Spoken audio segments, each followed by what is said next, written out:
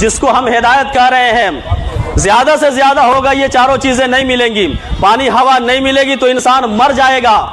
लेकिन मर जाने के बाद मसला आसान नहीं हो जाता, मसला खत्म नहीं हो जाता, बल्कि और मुश्किल घड़ी आती है। जैसे हम माँ के पेट में थे ना, ये एक अलग दुनिया है। 9 महीने 10 महीने 12 महीने जितने दिन हम रहे, साल भर रहे या जितने दिन रहे, इस माँ के पेट से हम बाहर आए, सोच सकते थे कि एक और दुनिया होगी? नहीं। लेकिन यहाँ माँ के पेट से हम बाहर आए, ये दूसरी दुनिया हमारे लिए हो गई। यहाँ 50 साल 60 साल 70 साल, बल्कि अल्लाह के नबी की हदीस है कि मेरी उम्मत की उम्रें 60 और 70 के बीच में होंगी। आप कब्रिस्तान जाइए, कहीं पत्थर लगाओ, बोर्ड लगाओ तो पढ़िएगा, ज्यादातर लोग 60 के बाद चले जाते हैं, 60-70 के बीच में चले जाएंगे। पता ये चला कि जिनकी उम्र 60 साल हो गई है वो अब अल्लाह रब्बुल इज्जत का एहसान मनाए, अल्लाह रब्बुल इज्जत ने उनको वक्त दे दिया। तो ज्यादा से ज्यादा होगा ये कि इंसान मर जाएगा और इस दुनिया में आए तो इससे बड़ी दुनिया बरज़ख की दुनिया है। इस दुनिया में आए, ऐसा लगता है कि इस धरती की तासीर ये है कि जो यहाँ पे आता है समझता है कि हम मरेंगे ही नहीं, हम मरेंगे ही नहीं, दूसरे दुनिया में फंस जाते हैं। हालांकि अल्लाह रब्बुल इज्जत कुरान में इरशाद फरमाता है, अल्लज़ी खलक़ल मौत वल हयाता लियब्लुवकुम अय्युकुम अहसनु अमला। जिंदगी और मौत का सिलसिला अल्लाह रब्बुल इज्जत ने क्यों शुरू किया?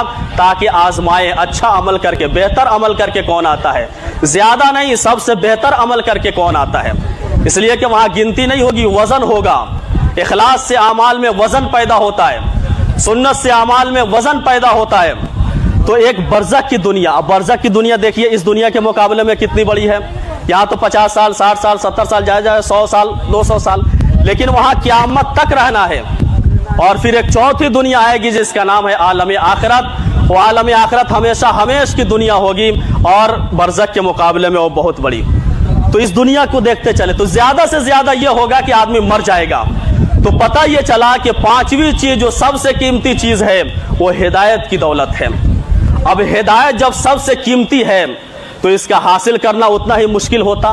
लेकिन अल्लाह रब्बुल इज्जत ने एक ज़ाब्ता बना दिया, एक कायदा जारी कर दिया क़यामत तक के लिए, जब से दुनिया चली है, कि हम जिस चीज की जरूरत ज्यादा पड़ती है उसको आम कर देते हैं और जिस चीज की जरूरत कम पड़ती है उसका हासिल करना मुश्किल बना देते हैं। तो हिदायत का हासिल करना मुश्किल नहीं, बहुत और अल्लाह रब्बुल इज्जत ने कुरान में हमें समझाया और बहुत बेहतरीन अंदाज से समझाया कि इतना आसान है हिदायत का हासिल करना, हिदायत और ईमान की दौलत का हासिल करना इतना आसान है कि उससे ज्यादा आसानी का तस्वुर हम कर भी नहीं सकते।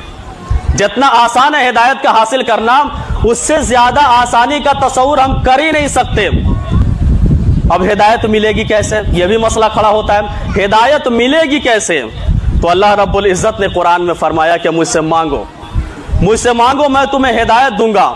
इहदिना सिरातल मुस्तकीम।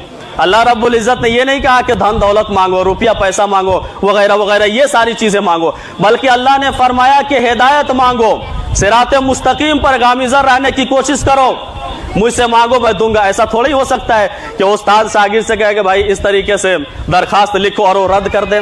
नहीं, अल्लाह की शान के खिलाफ है। तो एक तरीका यह है कि हम अल्लाह रब्बुल इज्जत से हिदायत मांगे, अल्लाह रब्बुल इज्जत से हिदायत तलब करें, अल्लाह रब्बुल इज्जत हमें हिदायत देगा। लेकिन कोशिश करना हमारा, बेतलबों को नहीं मिलता।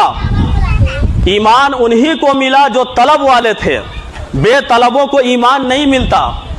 जो तलब करते हैं उन्हीं को ईमान की दौलत नसीब होती है। और दूसरा तरीका अल्लाह रब्बुल इज्जत ने कुरान में क्या फरमाया? वल्लज़ीना जाहदू फीना लनहदियन्नहुम सुबुलना। जो लोग कोशिश करते हैं, मुजाहिदा करते हैं, जिहाद करते हैं मेरे लिए, मैं उनके लिए रहमत के दरवाजे खोल देता हूं और रास्ता नहीं रास्ते खोल देता हूं। पता यह चला कि हिदायत का हासिल करना बहुत आसान है, लेकिन शर्त यह है कि हम अल्लाह के सामने आए तो हम लहो लईब में लग गए, आज हम दुनियादारी में लग गए, आज हम गफलत में पड़े हुए हैं। अल्लाह रब्बुल इज्जत कुरान करीम में इरशाद फरमाता है, फ़अम्मा मन तग़ा व आतरल हयातद दुनिया फ़इन्नल जहीम हियल मावा। जो सरकशी किया, मेरे हुक्म से सरताबी किया, मेरे हुक्म को नहीं माना, उसका ठिकाना जहन्नम है। वह अम्मा मन खाफ मकाम रब्बिही व नहा नफ्स अनिल हवा फ़इन्नल जन्नत हियल मावा। और जो अपने रब के सामने खड़े होने से डर गया कि एक दिन अल्लाह के सामने जाना है, अल्लाह की अदालत है, वहां कोई मुईन नहीं होगा, वहां कोई वकील नहीं होगा, वहां कोई मददगार नहीं होगा, वहां कोई मौलवी साहब सवाल नहीं करेंगे, डायरेक्ट अल्लाह रब्बुल इज्जत पूछेगा। क्या पूछेगा? जब तक 4 सवाल नहीं हो जाएंगे कदम हिल नहीं सकते। जिंदगी कैसे गुजारी हिसाब दो, जवानी कहां खपाई हिसाब दो, इल्म पर कितना अमल किया हिसाब दो, माल कहां से लाया कहां खर्च किया हिसाब दो। ये सब सवाल होने वाले हैं। तो जो अपने नफ्स को, आज हम नफ्स के बंदे बन गए, हम नफ्स के गुलाम बन गए, हम नफ्स के पुजारी बन गए। अल्लाह रब्बुल इज्जत, आज बाजार में चले जाइए, सिर्फ बाजार में घूम करके आ जाइए, पता चल जाएगा कौन कितना बड़ा मुत्तकी और कौन कितना बड़ा परहेजगार है। ये पता चल जाएगा आपको बाजार में आप जाएंगे तो। दुनिया वालों के सामने तो हम बहुत मुत्तकी बनते हैं, अरे दुनिया वालों से